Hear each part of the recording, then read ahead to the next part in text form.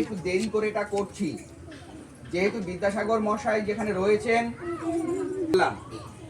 তোমাদের স্যার দিদিমণিরা দেখো কি সুন্দর করে এখান থেকে একটা ফুল, ওখান থেকে একটা ফুল জোগাড় করে বিদ্যাসাগর মশাইকে শ্রদ্ধা জানানোর জন্য তৈরি হয়েছেন।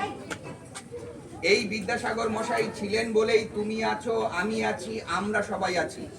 আমাদের বাংলা ভাষা আছে, আমাদের বর্ণ পরিচয় আছে। এই বর্ণ পরিচয় বাঙালিদের সব থেকে বড় অহংকার।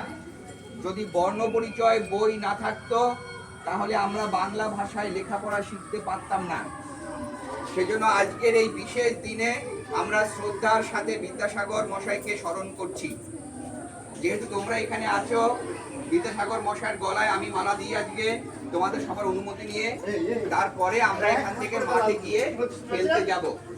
ঠিক আছে? এদিকে দুজন দিদিমণি থাকবেন, এদিকে একজন থাকবেন, যা মোটামুটি ছবিটা এমন ভাবে নিয়ে যাতে সবগুলো মুখ কভার করা যায়। আচ্ছা, আমরা বিদ্যাসাগরের গলায় মালা দেব, তাকে শ্রদ্ধা জানাবো। তার সম্পর্কে এই যে প্রাথমিক কথা এটা শুনলাম, আসলে স্বরবর্ণ মানে অ আর ব্যঞ্জন বর্ণ মানে ক খ। উনি না থাকলে আমাদের অস্তিত্ব মানে বিপন্ন হতো। আজকে গভীর শ্রদ্ধার সাথে আমরা বিদ্যাসাগর মশাইয়ের প্রয়াণ দিবসে তাকে শ্রদ্ধা নিবেদন করছি। তোমরা সবাই শুনে রাখলে এইটুকুন, এরপরে যখন তোমরা বড় হবে তখন এই বিদ্যাসাগর মশাইকে আরো নতুন ভাবে, নতুন রূপে তোমরা পাবে।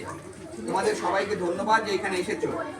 এরপরে অন্য কথা শোনো, এই মালা দেওয়ার পরে আমরা একটা একটা ক্লাস ধরে মাঠের চতুর্দিকে যেখানে গাছ আছে, গাছের ভেতরের দিকে দাঁড়াবো।